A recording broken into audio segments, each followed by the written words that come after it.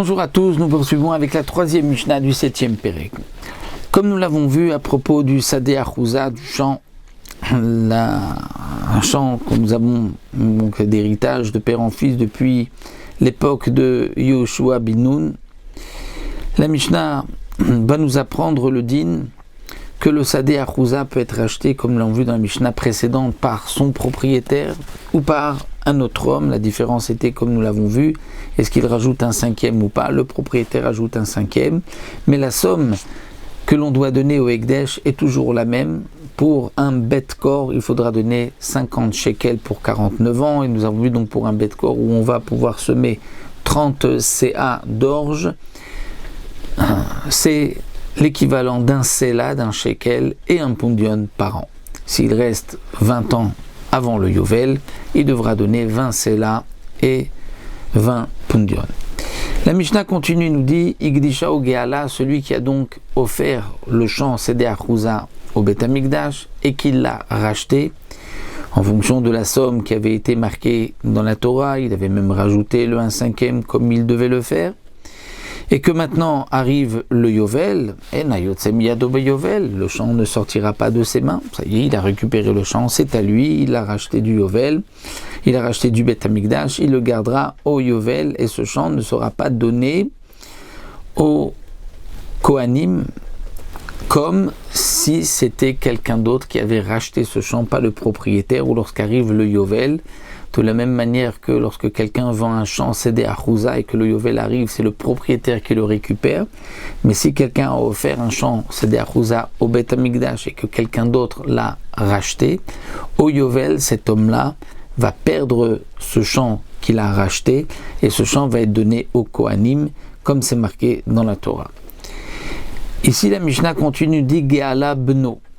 Si c'est le fils de cet homme-là qui l'a racheté, donc son père avait offert le Sadeh Achouza, le père n'a pas pu le racheter, mais son fils a pu le racheter.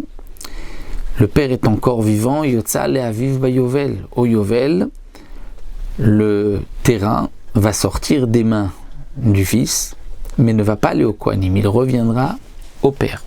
Et ça aussi, nous dit le Barthénora, on l'apprend d'un pasouk, parce que c'est marqué s'il a été vendu les ish acher, mais pas au fils.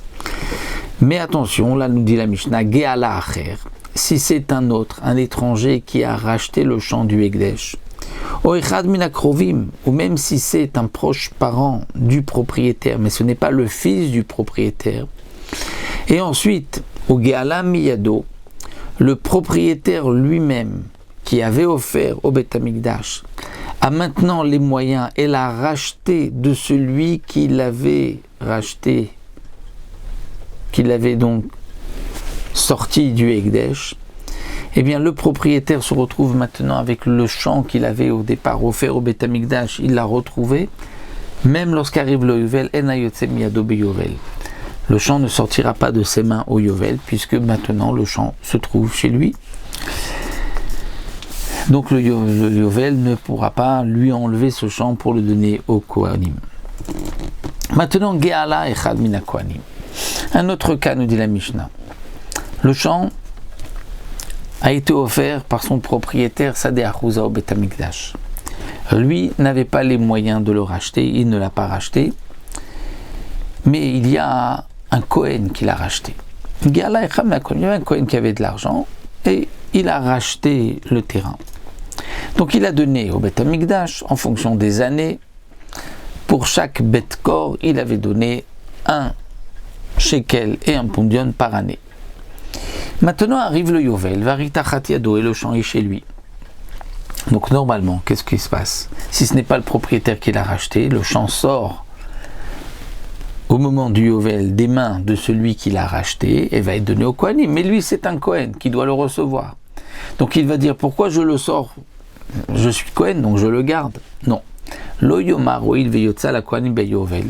Il ne pourra pas dire, puisque le champ normalement doit aller au Kohanim au Yovel. Varitachat dit, puisqu'il est maintenant chez moi et que je suis Kohen, donc Ari Sheli, je le garde. Non. Et la yotza les kolechava Kohanim.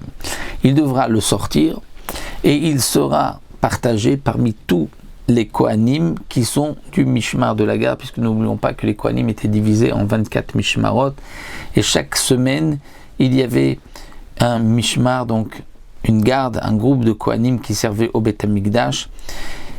Et donc au moment où rentre l'année du Yovel, les Kohanim qui sont de garde, ce sont eux qui vont recevoir le champ qui n'a pas été racheté par le propriétaire. Donc là, la Mishnah vient nous dire, même si c'est un Kohen qui l'a racheté, eh bien ce Kohen devra le sortir de ses mains et le donner à tous les autres Kohanim qui sont du Mishmar. Et lui recevra donc seulement une part, comme tous les autres Kohanim, mais pas plus que les autres, bien que c'est lui qui l'avait racheté.